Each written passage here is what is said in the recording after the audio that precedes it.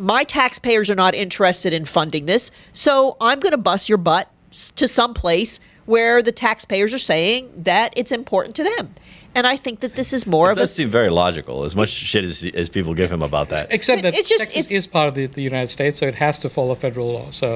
And immigration is not a state law, it's a federal law, right? But that's why I'm saying that it should be more of a state But it can't be a state law, because you don't immigrate to a state, you don't remain within the state. If you are within a state and you will only stay within the state can have everything, but that's not how it works, right? We have freedom of motion here. So you have freedom of movement, right? So if you could qualify to enter... Arizona, does that mean you can never ever enter Texas as an immigrant? Yeah. No, right?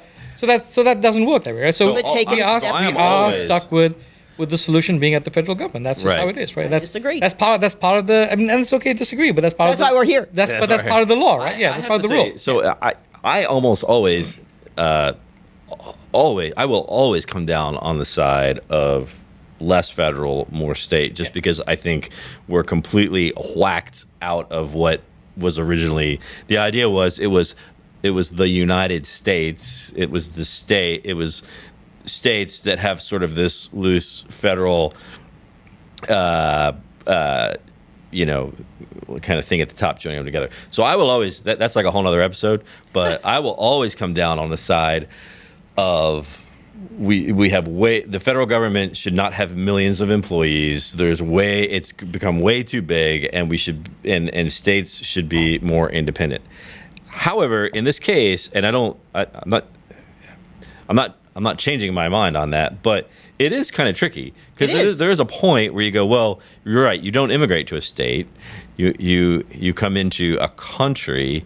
Would there be some sort of mechanism that you could say the states operate within a certain set of rules that are established at a federal level, but the states have a certain amount of latitude to take action or to fund things or what have you, kind of? And it's also different if you're a border state, right? Very different. Very different. So it seems like, so while it does seem like that's you're kind of in a quandary there, like I like the idea of states doing more and the federal doing less, but it's a federal problem. But maybe there's like some sort of a framework that you could put in place that certain states, particularly the ones that that are affected the most, could operate with. I agree with that. Now, if you want people to go from bucket 3 and bucket 2 into bucket 1, which is this legal immigration process to become functioning, contributing citizens. By the way, you know how this is going to be reported? Reishin Tulsi thinks that people at the border should be put in buckets. Buckets, yes, physical actual buckets. Yeah. Home Depot style buckets. Yeah, Home Depot stocks go up. I should buy it now. I mean, we've identified that half of it is the bureaucracy that slows down the process. Yeah, right. We all agree on that. So you need more federal employees at USICS processing more things, more federal judges, looking at discernible cases, see which is more legitimate, which is not, which qualifies for migration from bucket 3 to bucket 1, right? Depending on where you are. Right? Would it be wrong if we just said, look, we have a system that's designed to handle X number of people coming into the country per month, per quarter, per year, and you just limit it to that? That's in place already.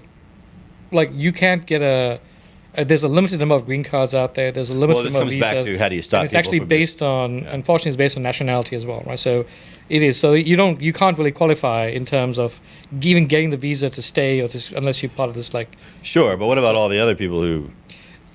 That's the other buckets. Well, so you have to process them, right? That's the problem. So I think the problem is the processing. That's one of it. Well, there's a couple of problems. One is why are they coming? Why is there this increase, this exponential increase of people coming from Latin America across here, walking over this incredible distance? They walk from Latin America all across Central America, all the way up to North America. So I heard that Mexico is actually giving them a lift now from Guatemala up to the U.S. border. They're actually putting them on buses. To get them out of Mexico. They pass multiple countries on the way here. So the question is, like, why? Like, what's going on? Well, why? Maybe that's the question: is why does this chart look the way it does? I mean, if you read the what this article from this is one of the think tanks. If you read this or what some of the other folks say, they say, well, it's just the cumulative effect of, more oppressive situations in other countries, climate change, climate change gets you always got to work climate change in. Post COVID, so they kind of cite all these different global things that over in the last few years that are in the aggregate are driving huge amounts of people coming to the U.S. So does that just become our problem now?